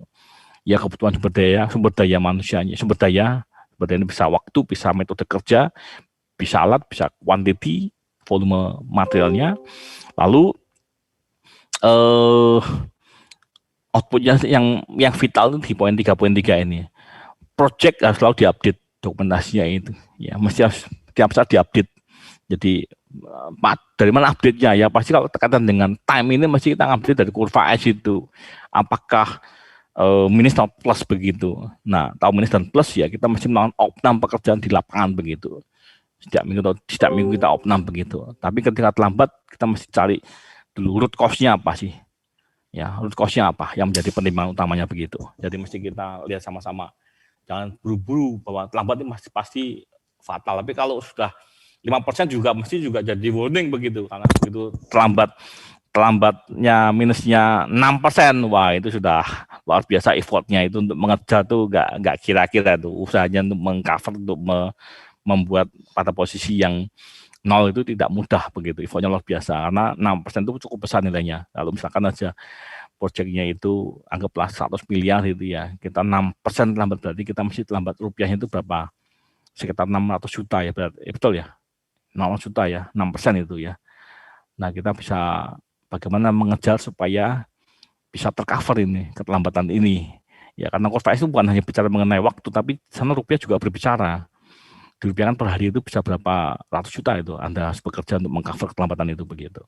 Ya, jadi poin ketiga outputnya yang vital adalah 31 dan poin 33 jadi penting untuk update, kemudian juga tahu kebutuhannya begitu. Kebutuhan ini bisa mengcover, artinya kalau sudah terlambat, apakah mesti lembur? Ya belum tentu juga, gitu kan. Nah, kalau finishing mau dilembur mau seberapa kencang sih? Belum tentu bisa, karena finishing kan butuh sebuah kerapian ya. Karena itu kan menjadi hasil akhir yang terlihat begitu ya.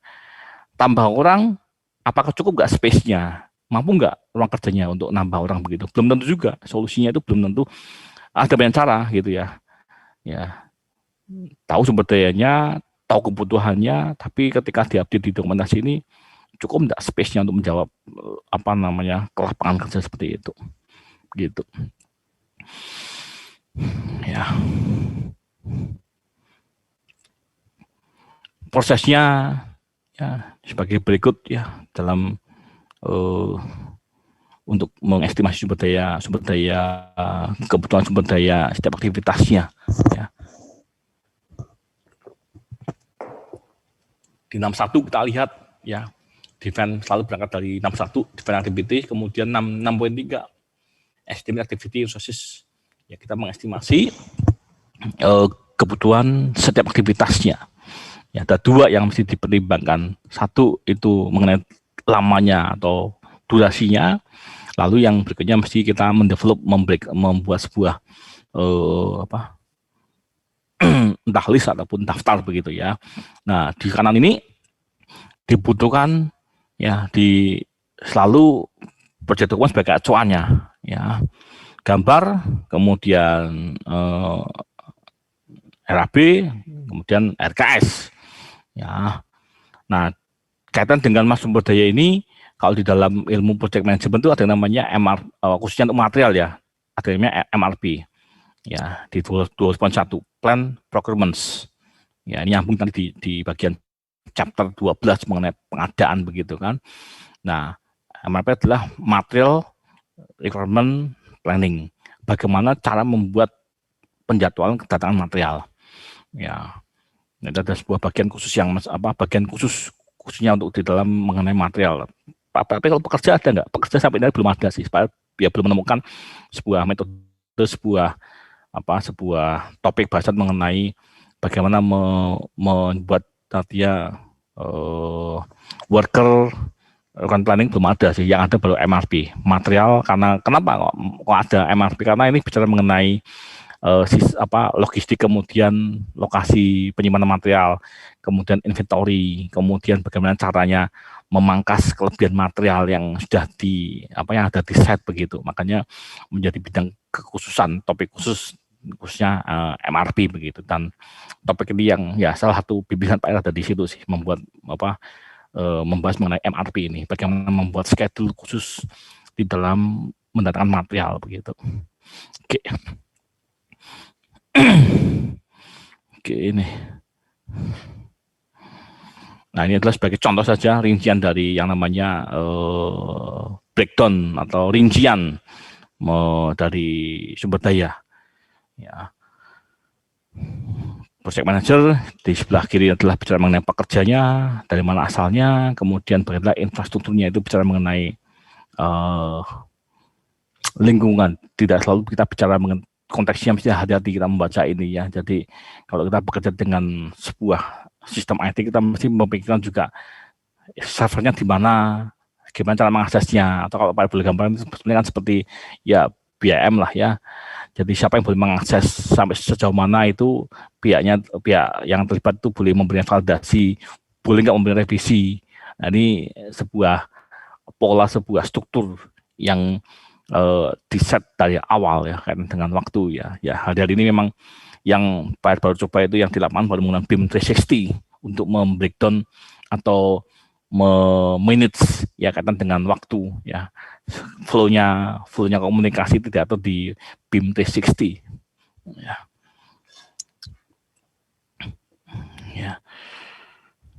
Ya, oke.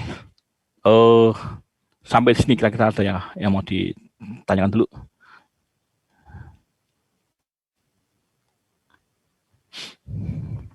Saya belum ada, Pak. Belum ada ya. Oke. Terima kasih Michael untuk responnya.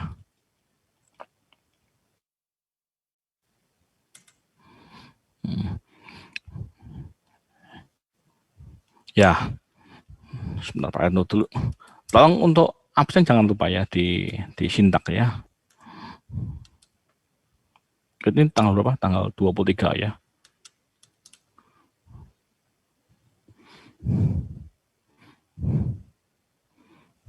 Ini MP01 ya, Pak? Iya, Pak ya.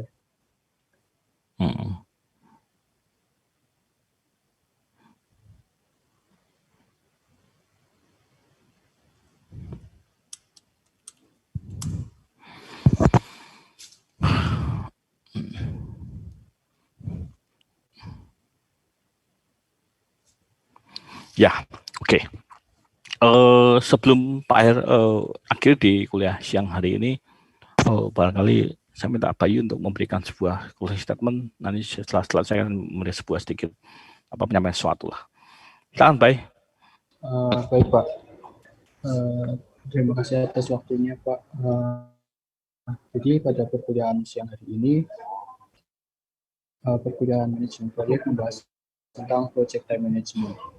Jadi dalam tahapannya proses manajemen proyek adalah sebagai berikut. Yang pertama define activities, yang kedua sequence activities, yang ketiga estimate activity resource, yang keempat estimate activity duration, dan yang kelima develop schedule. Tadi Pak Heri juga menjelaskan jika terjadi keterlambatan proyek dapat dilakukan reschedule. Namun reschedule ditentukan dengan beberapa bobot pekerjaan yang terlambat. Tidak bisa reschedule jika bobot pekerjaan kecil dan tidak terlalu berat bobotnya. Kemudian project undeliverable dapat disebabkan oleh perencana, kontraktor, dan owner. Kemudian tadi dibahas juga tentang ketergantungan. Yang ketergantungan yang pertama adalah mandatory dependencies, yaitu ketergantungan yang bersifat wajib. Kemudian discretionary dependencies, yaitu ketergantungan yang bisa dikerjakan secara wajib. Kemudian yang ketiga external dependencies, yaitu ketergantungan dari pihak luar. Kemudian yang terakhir kurva S tidak hanya berbicara mengenai waktu, namun bicara juga mengenai rupiah. Untuk mengejar ketertinggalan pada proyek, caranya tidak selalu dengan pekerjaan tempur. Baik, cukup closing statement dari saya, Pak. Terima kasih. Ya, baik, Pak. Terima kasih, Pak.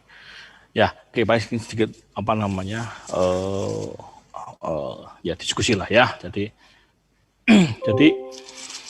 ini sudah hampir setahun lah ya.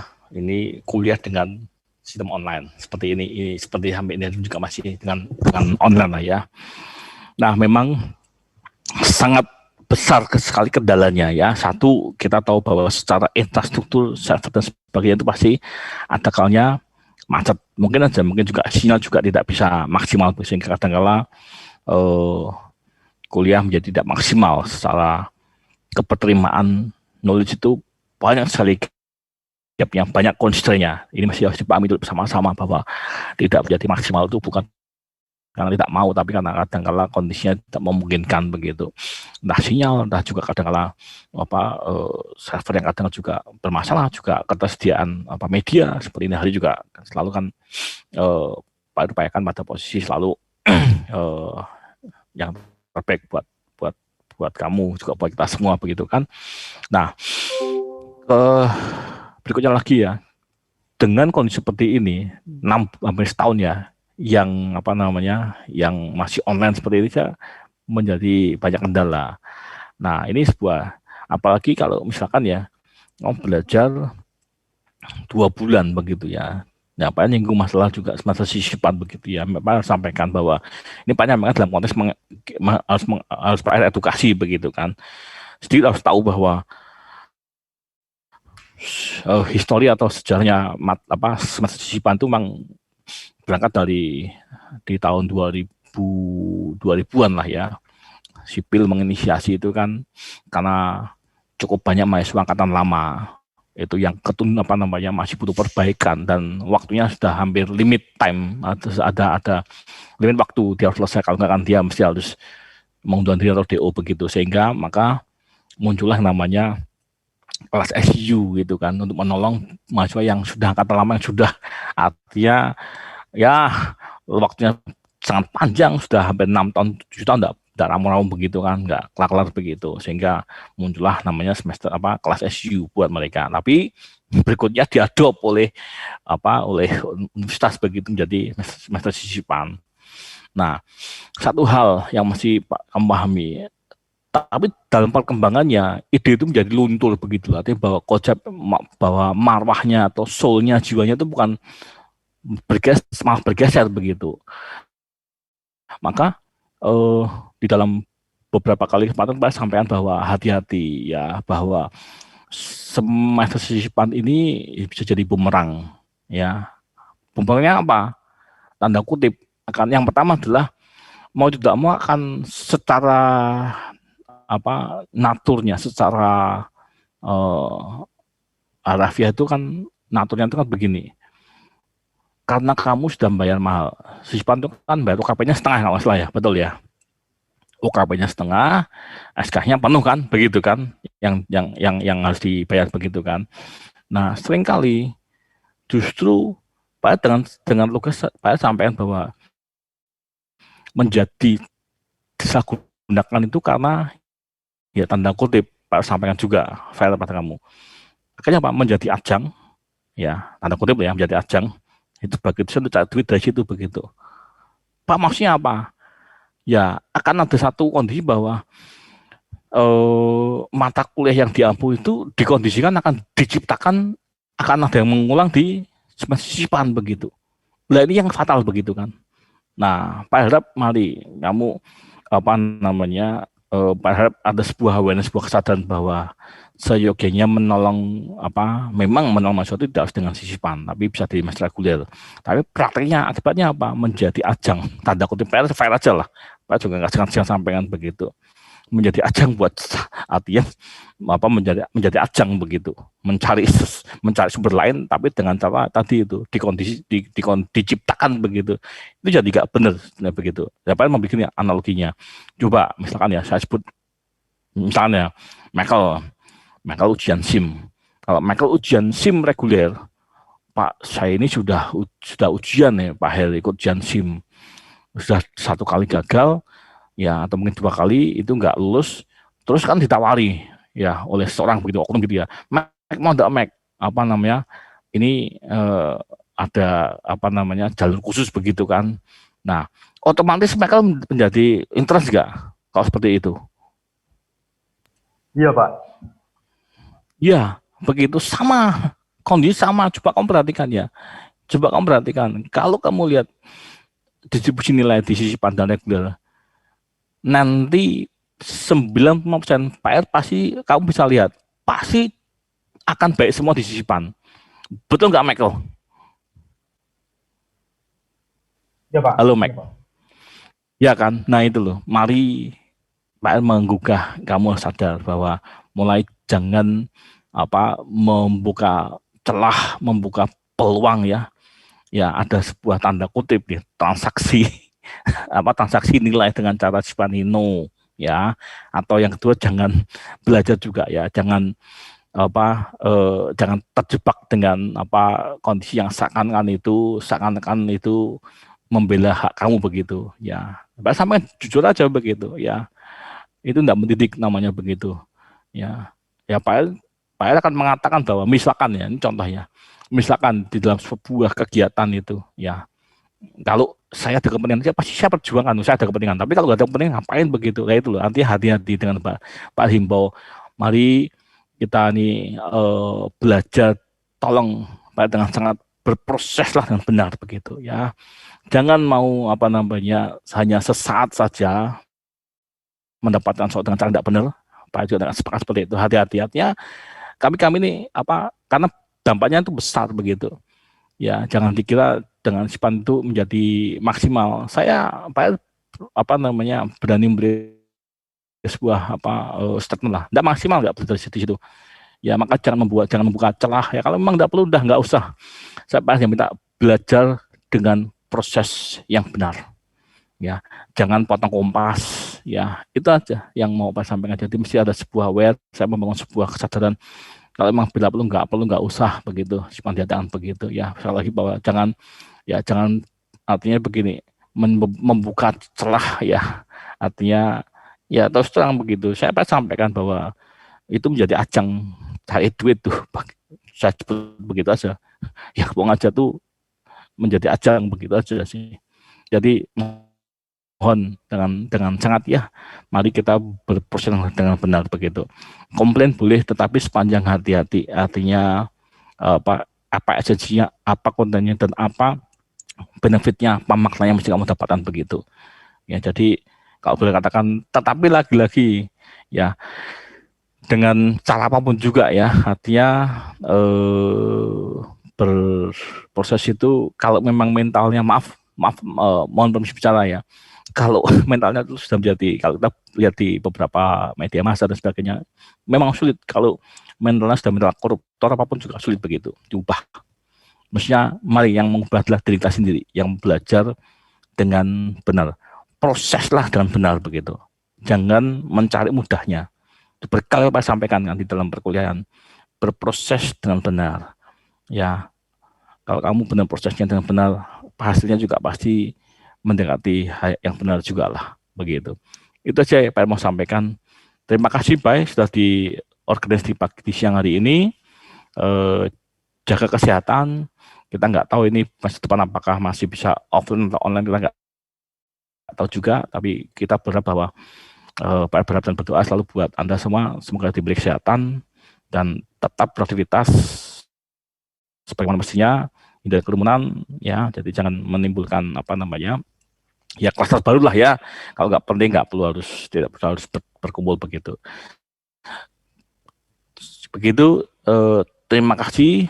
Selamat siang semuanya dan sehat selalu semuanya. Baik Pak R Session ya. Terima kasih Pak Ir. Terima kasih Pak. Terima kasih Pak.